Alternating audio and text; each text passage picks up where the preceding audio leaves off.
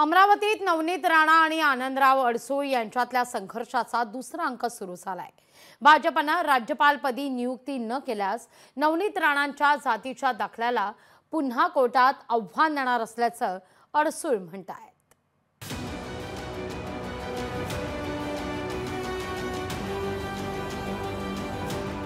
नवनीत राणा आणि आनंदराव अडसूळ यांच्यातील संघर्षाच्या दुसऱ्या अंकाला सुरुवात झाली।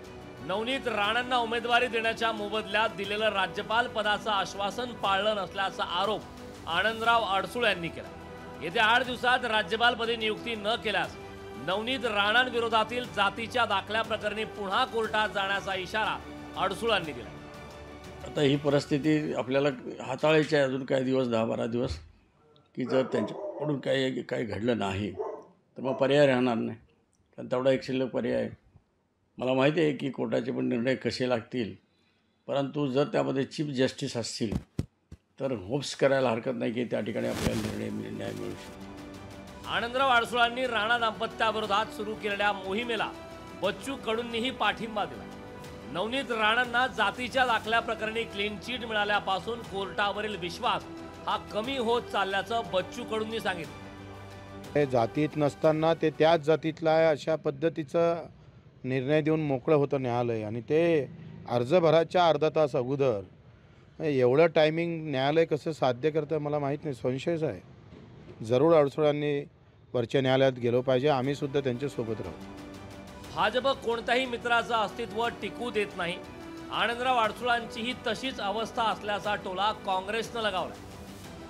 जुने अलायन्स भाजपसोबत आता एकही राहिलेले नाही, त्यांनाच जमिनीत गाडून त्याच्यावर भाजप उभी पूर्ण देशामध्ये झालेली आहे।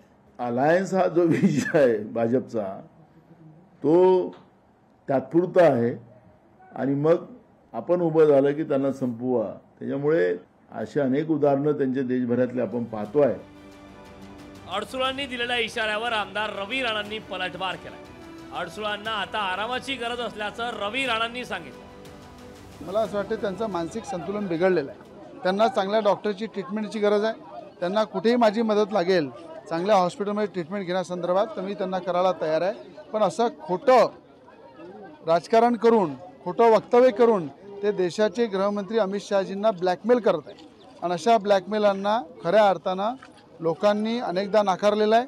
त्यांना आता आराम करण्याची गरज आहे। त्यांचं वयसुद्धा झालं आहे आणि मानसिक संतुलन पूर्ण त्यांचं बिघडलेलं आहे। नवनीत राणा खासदारही झाल्या नाहीत, अडसूळ राज्यपालही झाले नाहीत। पराभव झाल्यानं जातीच्या दाखल्याचा मुद्दा निकाली निघाला असं वाटत असताना आता अडसूळांनी पुन्हा या प्रकरणाला हवा देण्याचा निर्णय घेतलाय। सूरज दहाट, लोकशाही मराठी, अमरावती। लोकशाही मराठी ऐका, पहा, जागरूक रहा।